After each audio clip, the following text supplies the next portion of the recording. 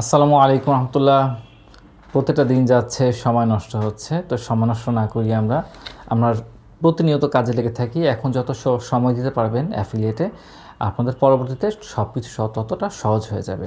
তো ইতিমধ্যে আপনারা যারা পেজ খুলে ফেলেছেন, গ্রুপ খুলে ফেলেছেন, ইউটিউব চ্যানেলও হয়তো খুলেছেন, আপনাদের জন্য খুবই গুরুত্বপূর্ণ বিষয় হচ্ছে আপনারা চেষ্টা করেন ভিডিও মার্কেটিং করার জন্য।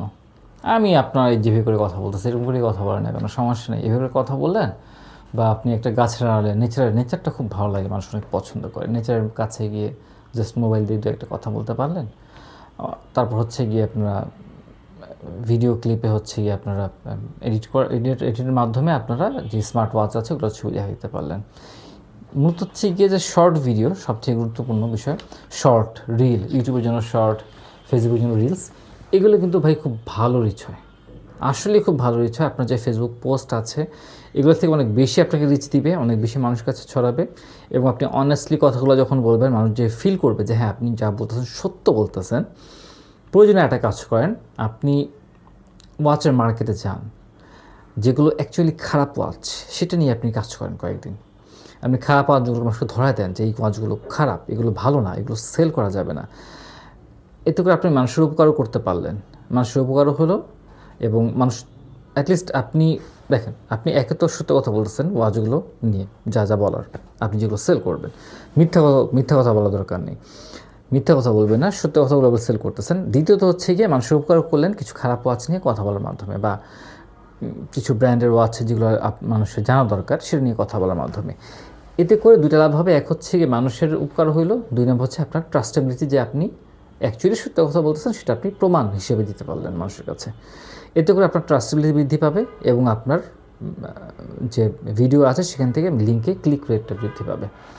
এই কাজগুলো করতে পারেন। তো এগুলোর ক্ষেত্রে কি আপনি আপনার নিজের ব্র্যান্ডটাকে তৈরি করলেন প্রথমে, পার্সোনাল ব্র্যান্ড বা আপনার যে নাম আছে পেজের নাম, সেটার ব্র্যান্ড ভ্যালুটা তৈরি হইলো। হ্যাঁ, এরা সঠিক কথাই বলতেছে, এদেরকে নিয়ে কাজ করা যায়। এবং আপনি অ্যাকচুয়ালি সত্য কথা বলে সেল করতেছেন।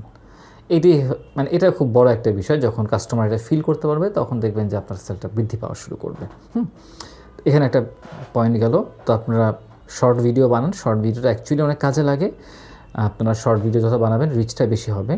এবং প্রত্যেকটা ভিডিওতে হুক একটা বিষয় আছে। প্রথম 5 সেকেন্ড, প্রথম 10 সেকেন্ড, এটা খুবই মারাত্মক একটা বিষয়। তো সেই ক্ষেত্রে যখন আমরা কোনো প্রমোশনাল ক্যাম্পেইন চালাই তখন কিন্তু এই বিষয়গুলো মাথায় রাখতে হয় যে প্রথম 5 সেকেন্ড, হ্যাঁ, তারপর হচ্ছে প্রথম 10 সেকেন্ডে কী হবে।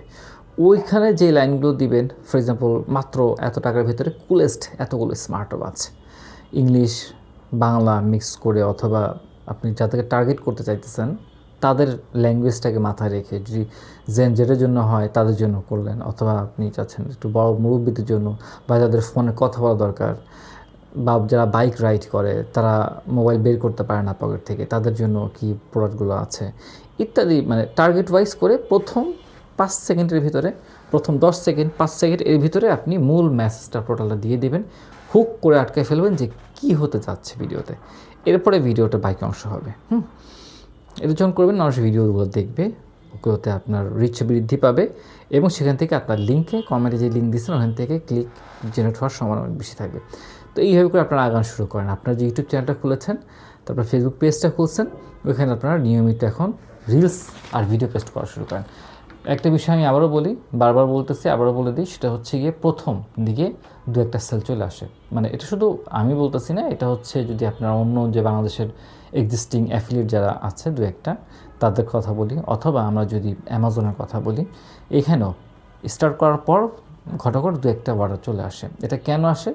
এটা হয় কি, যখন আপনি নিজেই স্টার্ট করছেন না তখন আপনি কয়েকজনের নিড জানেন, তো তারা আপনার কাছ থেকে নিয়ে নিচ্ছে। বাট এরপরে যে আরও বাইরে ছড়াবে সেটা হয়তো অনেক সময় লাগে, সেটা হয়ে ওঠে না, কারণ আপনার ফ্রেন্ড সার্কেলরা তো আর আপনার পোস্টগুলো শেয়ার করতেছে না। তো ওই জায়গায় গিয়ে আটকে যায়। ঠিক আছে, তো ওই যে ব্রেক, ওই যে মোমেন্টটা, ওই জায়গাটা, ওইটা যখন আপনি ব্যারিয়ারটা ব্রেক করতে পারবেন তখনই আপনার সেলটা বুম করে উঠবে। তার আগে একটু টাফ। তো সেই জন্য বলবো যে প্রথমে দু একটা সেল হয়েছে, তারপর সেল হচ্ছে না, এটা দেখে মন খারাপ করবেন না। আপনি প্রথম দু একটা সেল হয়েছে, এটা আপনি ধরে নেন যে জাস্ট ওকে ফাইন, এটা আপনার ফ্রেন্ড সার্কেলের কারো নিজের মধ্যে ছিল, এই জন্য হয়েছে। এরপর আপনি ধৈর্য ধরে রাখেন।